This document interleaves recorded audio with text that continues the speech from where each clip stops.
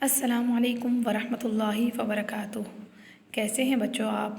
امید ہے کہ آپ سب خیریت سے ہوں گے اور اپنی چھٹیوں کو خوب مزے سے گزار رہے ہوں گے۔ آج ہمارے سمر ٹاسک کا لیکچر نمبر 7 ہے۔ جی پیارے بچوں، آج ہمارے لیکچر کا موضوع ہے قواعد۔ سب سے پہلے ہمیں یہ جاننا ضروری ہے کہ قواعد کیا ہوتے ہیں۔ قواعد وہ اصول اور ضابطے ہیں جن کی مدد سے قرآن پاک کو صحیح تلفظ، درست اعراب اور تجوید کے مطابق پڑھا جاتا ہے۔ آپ کو معلوم ہے کہ دنیا کی سب سے خوبصورت کتاب کون سی ہے؟ جی بالکل، ہمارا قرآن مجید۔ جب ہم قرآن پاک کو بہت پیاری آواز میں ٹھہر ٹھہر کر پڑھتے ہیں تو آسمان سے فرشتے آتے ہیں اور ہماری آواز کو غور سے سنتے ہیں اور اللہ تعالیٰ ہم سے بہت خوش ہوتے ہیں۔ تو پیارے بچوں، آج ہم تجوید کے چند ایسے اصول سیکھیں گے جن کو جاننے کے بعد ہماری تلاوت بہت خوبصورت ہو جائے گی۔ چلیے بچوں، میرے ساتھ مل کر بسم اللہ پڑھیں۔ بسم اللہ الرحمن الرحیم۔ جی بچوں، سب سے پہلے ہمارے پاس حروف مدہ ہے۔ حروف مدہ کی تعریف کیا ہے؟ حروف مدہ وہ حروف ہوتے ہیں جنہیں لمبا کھینچ کر پڑھا جاتا ہے۔ یہ 3 ہیں: الف، واو، یا۔ اب ہم ان کی مثالیں دیکھ لیتے ہیں۔ پہلا لفظ ہے ہمارے پاس قال۔ قال، اس لفظ میں الف سے پہلے زبر ہے، اس لیے یہاں پر الف مدہ ہو رہا ہے۔ ہم نے قاف کو ایک الف یعنی 2 حرکات کے برابر کھینچ کر پڑھنا ہے۔ میرے ساتھ مل کر پڑھیں، قال۔ دوسرا لفظ ہمارے پاس ہے یقول۔ یقول، اس لفظ میں واو سے پہلے پیش ہے۔ جی بچوں، واو ساکن سے پہلے پیش ہوگی تو ہمارے پاس ہوگا واو مدہ۔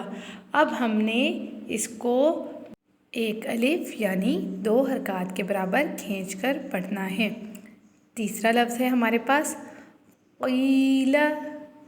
قیل، اس لفظ میں یا سے پہلے زیر ہے اور اگر یا سے پہلے زیر ہوگی تو ہمارے پاس یا مدہ آئے گا اور یا مدہ کو بھی ہم نے ایک الف یعنی 2 حرکات کے برابر کھینچ کر پڑھنا ہے۔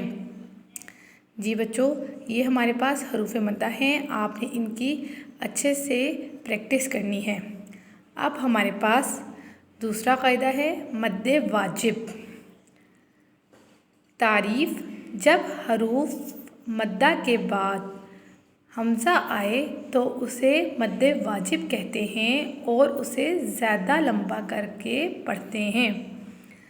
مثالیں دیکھ لیتے ہیں۔ پہلی مثال ہے ہمارے پاس جاء۔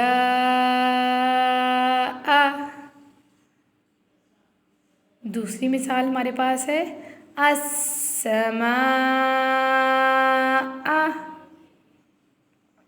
تیسری مثال ہمارے پاس ہے سواء۔ جی بچوں، ہم نے اس کو لمبا کر کر پڑھنا ہے۔ اب ہمارے پاس ہے مد جائز۔ مد جائز کی تعریف پڑھ لیتے ہیں۔ جب حروف مد کے بعد حمزہ الگ کلمے میں آئے تو اسے مد جائز کہتے ہیں اور اسے درمیانی لمبائی میں پڑھتے ہیں۔ مثالیں دیکھ لیتے ہیں۔ فی انفسکم، بما انزل، قالوا آمنا۔ جی بچوں، مد جائز اور مد واجب کو آسان طریقے سے یاد رکھنا کیسے؟ اگر مد کے بعد حمزہ اسی کلمے میں ہو تو مد واجب، اگر مد کے بعد حمزہ اگلے کلمے میں ہو تو مد جائز۔ ٹھیک ہے پیارے بچوں، اب آپ کو یہ آسانی سے یاد رہے گا۔ اس کے بعد ہمارے پاس حروف لین ہیں۔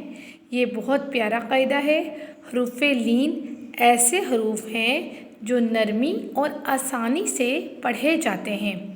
حروف لین دو ہیں، واو ساکن، یا ساکن۔ اور واو ساکن اور یا ساکن حروف لین ہیں، لیکن شرط کیا ہے کہ ان سے پہلے والے حرف پر زبر ہو۔ جی بچوں، اب ہم اس کی مثالیں دیکھ لیتے ہیں۔ پہلے ہم واو ساکن دیکھ لیتے ہیں۔ پہلا لفظ ہمارے پاس ہے خوفن، خوفن، قومن، قومن۔ ان الفاظ میں واو سے پہلے زبر ہے، اس لیے واو حروف لین ہے۔ یا ساکن، پہلا لفظ ہمارے پاس ہے بیتن، بیتن، شیخن، شیخن۔ ان الفاظ میں یا ساکن سے پہلے زبر ہے، اس لیے یا حروف لین ہے۔ واو ساکن یا ساکن سے پہلے زبر ہو تو حروف لین کہلاتے ہیں، اور حروف لین کو ہم نے لمبا نہیں کرنا۔ ٹھیک ہے بچوں، اب ہمارے پاس ہے غنہ۔ جی بچوں، غنہ کسے کہتے ہیں سب سے پہلے ہمیں یہ پتہ ہونا چاہیے، اور غنہ کب ہوتا ہے۔ نون اور میم پر تشدید ہو تو ایک الف کی مقدار کے برابر غنہ ہوگا۔ غنہ کا مطلب یہ ہے کہ پڑھتے وقت ناک میں آواز کو چھپا کر پڑھنا۔